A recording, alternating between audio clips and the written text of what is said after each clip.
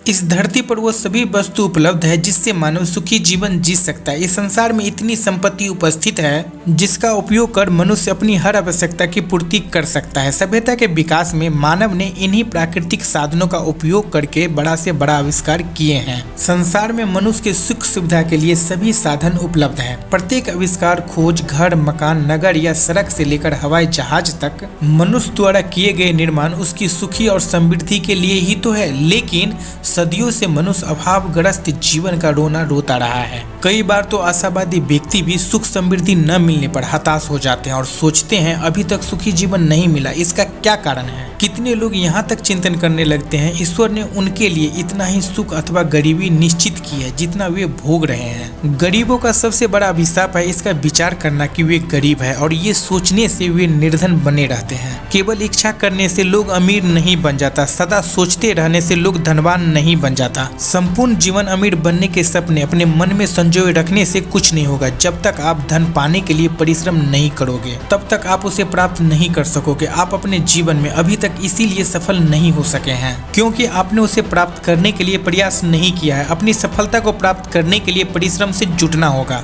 सफलता पाने के लिए आपको व्यवहारिक रूप से परिश्रमी और प्रयत्नशील रहना होगा। संसार के अधिकतर लोग केवल धन से गरीब नहीं हैं बल्कि मन से गरीब है। वह कभी भी अपने मन में अमीर बनने का विचार नहीं लाते और न ही इसके लिए कोई प्रयास करते हैं। यही कारण है वे इस संसार में कुछ नहीं कर पाते और गरीब ही मर जाते हैं। हम खुद अपनी सफलता को सीमित कर देते हैं, कभी सोचते भी नहीं हमारे भीतर इस छोटे से बल्ब से कई गुना अधिक शक्ति का प्रकाश छिपा हुआ है। हमारे अंदर इतनी योग्यता का भंडार भरा पड़ा है हम उसकी कल्पना भी नहीं कर सकते। बस एक बार उस शक्ति को पहचानने की आवश्यकता है। तुम चाहे कितना ही दरिद्र क्यों न हो, यदि तुम्हारा मन उसे स्वीकार नहीं करता तो तुम अधिक दिनों तक गरीब नहीं रह सकते। कुछ व्यक्ति थोड़ा सा परिश्रम करके थोड़ी बहुत खुशियां प्राप्त कर लेते हैं, पूरा परिश्रम नहीं करते। बहुत से लोगों को अपनी क्षमताओं का ज्ञान ही नहीं होता, इसी कारण पूरा जीवन निर्धनता और कष्टों में जीते हैं। निरर्थक पड़े रहने से मानव की योग्यता और शक्तियां धीरे धीरे समाप्त हो जाती है। ऐसे लोगों का जीवन निर्धनता और अभाव से ग्रस्त रहता है। धरती पर सुख का भंडार है जिन्हें मनुष्य अपनी परिश्रम रूपी शक्ति से प्राप्त कर सकता है। नई विचारधारा यही है, मानव अपनी शक्तियों का उपयोग करके जीवन को सुखी और समृद्ध बनाए।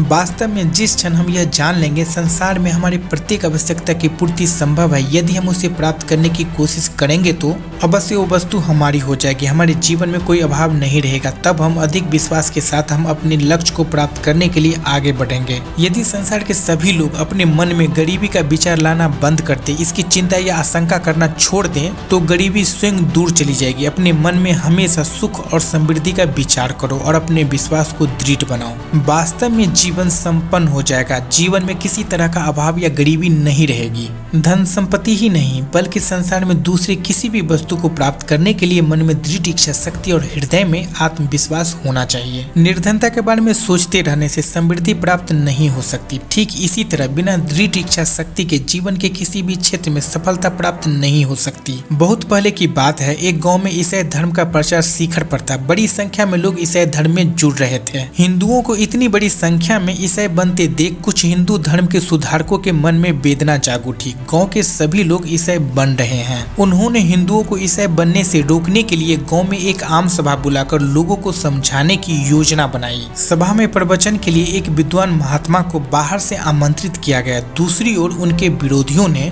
उस सभा को भंग करने के लिए योजना बना ली। निश्चित दिन सभा की कार्यवाही आरंभ हुई। जब महात्मा अपना प्रवचन देने के लिए मंच पर खड़े हुए उसके तुरंत बाद उनके विरोधियों ने पूर्व योजना के अनुसार ईंट पत्थर मंच पर फेंकना शुरू कर दिया। सभा में आए लोगों में भय उत्पन्न हो गया और सभा के आयोजकों का भी रंग उड़ने लगा। लेकिन लोगों को यह देखकर आश्चर्य हुआ, ईंट पत्थरों के बीच भी महात्मा अडिग खड़े प्रवचन कर रहे थे। उनके लिए मानो ईंट पत्थर नहीं फूलों की वर्षा हो रही थी। समस्त प्रहारों को झेलते हुए वे मुस्कुराते रहे, पर उसका शरीर कब तक पत्थरों की मार झेल सकता था। उनके शरीर से रक्त बहना शुरू हो गया और थोड़ी देर बाद शक्तिहीन होकर महात्मा जी मंच पर गिर पड़े। लेकिन मूर्छित होने से पूर्व उन्होंने पूर्ण साहस के साथ जोर से कहा, ठीक है, यदि तुम्हारी यही इच्छा है तो अब से मैं यहीं रहूंगा और तब तक यहाँ से नहीं जाऊंगा जब तक यहाँ फिर से हिंदू धर्म का उद्धार नहीं हो जाए। महात्मा जी इस गांव में ठहर गए। इस भयंकर घटना से प्रभावित होकर उन्होंने अपने मन में वहाँ के लोगों में हिंदू धर्म में पुनः आस्था जागृत जागृत करने का दृढ़ निश्चय कर लिया। घर घर घूमकर उन्होंने लोगों में हिंदू धर्म के प्रति आस्था और विश्वास का संचार किया। उनकी योजना और परिश्रम का परिणाम यह हुआ, लोगों ने उनके उपदेश को सुनकर उन पर आसन करना शुरू कर दिया। धीरे धीरे वहां बने सब ईसाई हिंदुओं ने फिर से अपने धर्म को स्वीकार कर लिए। यदि सारे निराश व्यक्ति यह समझ ले उनके भटकाव का कारण उसका अपना ही मन है, अपने ही दूषित विचारों के कारण